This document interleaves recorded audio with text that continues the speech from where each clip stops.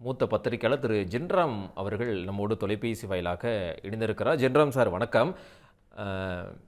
மதியம் பரபரப்பான ஒரு ப்ரெஸ் மீட்டு, இனி பாஜகவோட நாங்கள் பயணிக்க போவதில்லை அப்படிங்கிறத பன்னீர்செல்வம் அணியினர் தெரிவிச்சிருந்துறாங்க. இந்த நிலையில் தற்போது முதலமைச்சர் மு.க.ஸ்டாலினை சந்திப்பதற்காக முன்கூட்டியே நேரம் கேட்டு தற்போது பன்னீர்செல்வம் சென்றிருக்கிறார்.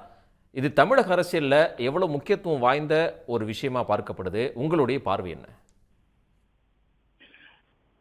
அனைத்து இந்திய அண்ணா திராவிட முன்னேற்ற கழகத்தினுடைய செல்வாக்கு சரிந்து வருகிறது அப்படிங்கிறதும், முதலமைச்சர் மு.க.ஸ்டாலினுடைய செல்வாக்கு பெருகி வருகிறது என்பதும் தெளிவாக தெரியக்கூடிய நாள் இன்று.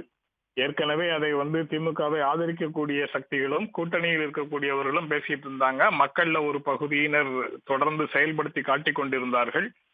ஆனா இன்றைக்கு எதிர்த்தரப்புல இருக்கக்கூடியவர்கள் திமுகவோடு சுமூகமான உறவு கொள்வதற்கு வருகிறார்கள் என்பதே ரொம்ப ரொம்ப முக்கியமானது.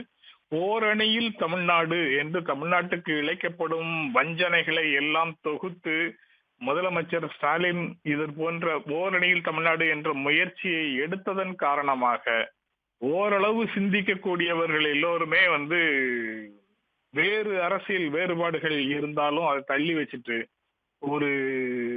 ஒரே அணியில இருக்க வேண்டும், தமிழ்நாட்டை காப்பதற்கு, தமிழ்நாட்டின் வளத்திற்காக, தமிழ்நாட்டின் உரிமைகளை மீட்பதற்காக அப்படிங்கிற ஒரு உணர்வோடு சேர்வதற்கான வாய்ப்பை, அதற்கான கதவுகளை திறந்து வைத்தார் அந்த திட்டத்தின் மூலம்.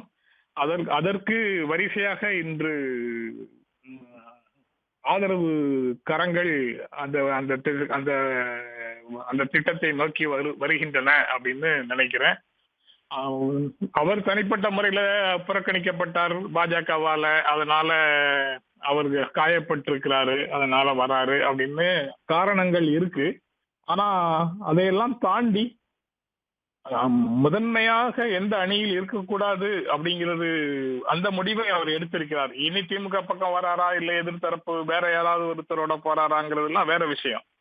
ஆனா என்டிஏ கூட்டணியில இருப்பதில்லை அப்படிங்கிற முடிவு எடுக்கிறது ரொம்ப முக்கியமானது. அந்த வகையில என்னை போன்றவர்கள் எல்லாம் ரொம்ப காலமாக அவர்தான் பாரதிய ஜனதா கட்சியினுடைய தூதராக அல்லது பிரதிநிதியாக அதிமுகவுக்குள்ள இருந்து எல்லா செயல்களையும் செய்கிறாரோ அப்படின்னு நினைச்சு பேசி இருக்கிறோம். ஆனால் இப்போது அவர் எடுத்திருக்கக்கூடிய முடிவு, மாறுபட்ட அரசியல் சூழல்ல அவர் எடுத்திருக்கக்கூடிய முடிவு சரியான முடிவாகவே தான் தெரிகிறது. இது உண்மையான மனமாற்றமாக, உண்மையிலேயே கடைபிடிக்கக்கூடிய ஒரு செயலாக இந்த தேர்தலுக்கு மட்டும் இல்லை, எந்த காலத்திலுமே பாரதிய ஜனதா கட்சி போன்ற மதவாத அரசியலோடு என்னை தொடர்பு படுத்திக்க மாட்டேன் அப்படின்னு அவர் ஒரு முடிவு எடுத்தார் என்றால் அது வரவேற்புக்குரியது.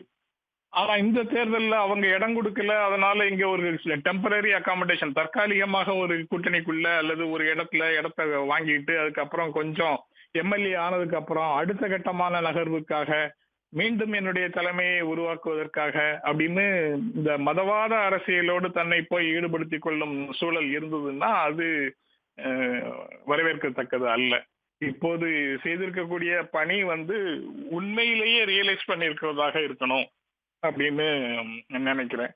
அந்த வகையில அவர் எடுத்திருக்கக்கூடிய இந்த டெவலப்மெண்ட் அவர் இந்த முடிவு வரவேற்கத்தக்கது. இதற்கான அறிகுறியை பண்ருட்டி ராமச்சந்திரன் அவர்கள் பேசும் சில நாட்களுக்கு முன்னால சொல்லும் போதே தெரியும். ஆனா அவர் வேறு ஆலோசனைகளையும் சேர்த்து சொல்லியிருந்தாரு. அது தேவையா தேவையில்லையாங்கிறத அந்த கட்சி முடிவு செய்யட்டும், அல்லது அந்த குழு முடிவு செய்யட்டும், உரிமை மீட்பு குழு முடிவு செய்யட்டும்.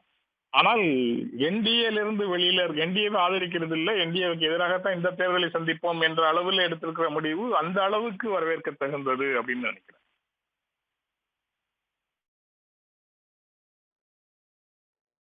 உங்களுடைய கருத்துக்களுக்கு நன்றி ஜென்ராம் சார்.